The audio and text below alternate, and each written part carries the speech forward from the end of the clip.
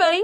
I'm Alex Jones. I am a Girl Scout working on my Gold Award here in Bay Village, and I have learned a lot about food insecurity, and I wanted to share what I learned with you guys. So today in this video, we are going to talk about food insecurity. So we're going to break that down into parts. So what is food insecurity? What are the causes and effects of food insecurity? And what can we do about food insecurity? And then we are also going to talk about St. Barnabas Community Cupboard here in Bay Village, because it's a great resource. So to start, what is food insecurity? So food insecurity, let's break that down into two words. Food insecurity.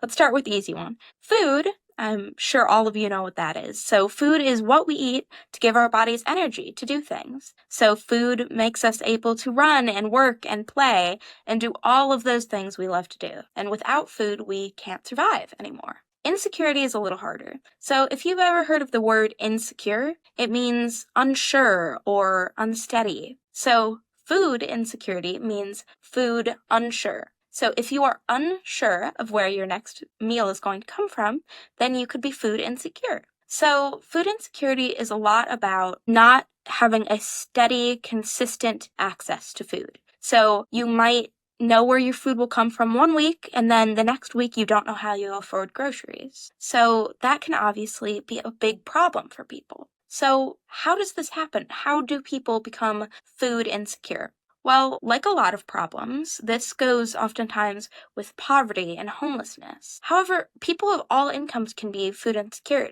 If you have a lot of expenses to pay, then you might not be able to afford your food. For example, think about if you're really, really sick. You might have to buy a lot of medicine that could be expensive. If you only have so much money, then you might have to pay for medicine instead of paying for food, which means that you would be food insecure. So what are the effects of hunger? Well, malnutrition is one. So that means your body is not giving enough nutrients. So it's not getting enough food, or it's not getting enough food of high quality, which is also why a lot of people who are food insecure are obese. And you wouldn't really think about that, being obese and being hungry. Well, a lot of people who are food insecure have to sacrifice quality of food for quantity of food. Think about this. If you went to a fast food restaurant every day and it was the only meal you had, would you feel very good? No, you'd probably feel pretty sick, and that's not good for you. So a lot of people develop obesity, diabetes, and other chronic health conditions when they're food insecure. They also can develop lifelong illnesses and attention and mental health difficulties as well. So obviously there are a lot of causes and a lot of effects of food insecurity. So that leads us to what can we do about it? So food insecurity, like any issue, cannot be tackled by just one person. We all have to band together. So food insecurity, for one thing, can be tackled by local charities and food pantries. So in every city, in every state, and every county, there are food programs and food pantries. So these can be easily accessible, and they often offer both meals and canned goods, depending on your area. There are a ton of great resources for food insecurity, and at the end of this video, there will be a slide of links for great resources here in Bay Village and the greater Cleveland area. So there are a lot of resources for those who are food insecure. There are also a lot of government aid available. However, the problem that we face here in Bay Village is that many of us who need food don't always apply for government aid. So that's where the St. Barnabas Community Cupboard comes in. So the St. Barnabas Community Cupboard is a completely anonymous space for people to pick up dried and canned goods to feed their families. So it's open every day. There are no age restrictions. There are no money restrictions. You don't need to provide any sort of ID or proof that you have a certain income or less. So you could need to go there every week. You could only need to go there once, and they have lots of food. So how can we help St. Barnabas Community Cupboard? So it's right in Bay, and it's really important to support these local food pantries because they often have less support. So one thing you can do is donate food directly to the pantry. So this is a great way to make a difference and to clear out your cupboards, because sometimes we stock up on too much when it's on sale. So looking through your cupboard, the first thing that you need to focus on is finding non-expired goods. Expired goods, or goods that have passed their expiration date cannot be donated at local food shelters. So you should always check those dates before you donate.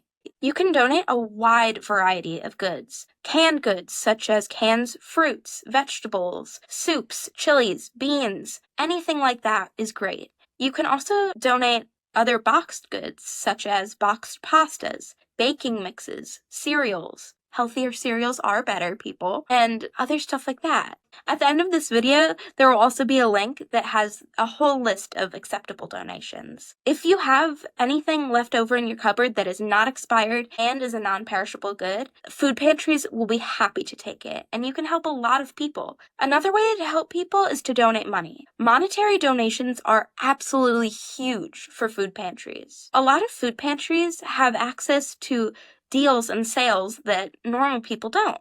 So with $5, they can buy more cans and boxes of food than we could with $5. So it's a great idea to donate money to help them expand. Many food pantries also need volunteers, and St. Barnabas is no different. You can go to their website and find ways to volunteer and help near you. Now, to recap. We have learned what food insecurity is. We have learned about its causes and effects, and we've learned about how we can help it and prevent it in the future. We have also learned about St. Barnabas Community Cupboard, which is a great organization right here in Bay Village that can be both a resource and a place to start when helping against food insecurity. So all of the links that I mentioned will be at the end of this video, so you can feel free to pause and check it out, and I encourage you to do so. Now, for my final statement, I just want to say, don't forget that nobody chooses to be food insecure. A lot of times it's not their fault, and we are all in this together. We are a community, and taking strides toward ending food insecurity is a way that we can come together and make this world better for everyone. So don't forget, no person is too small to make a difference. Thank you so much for listening. Bye!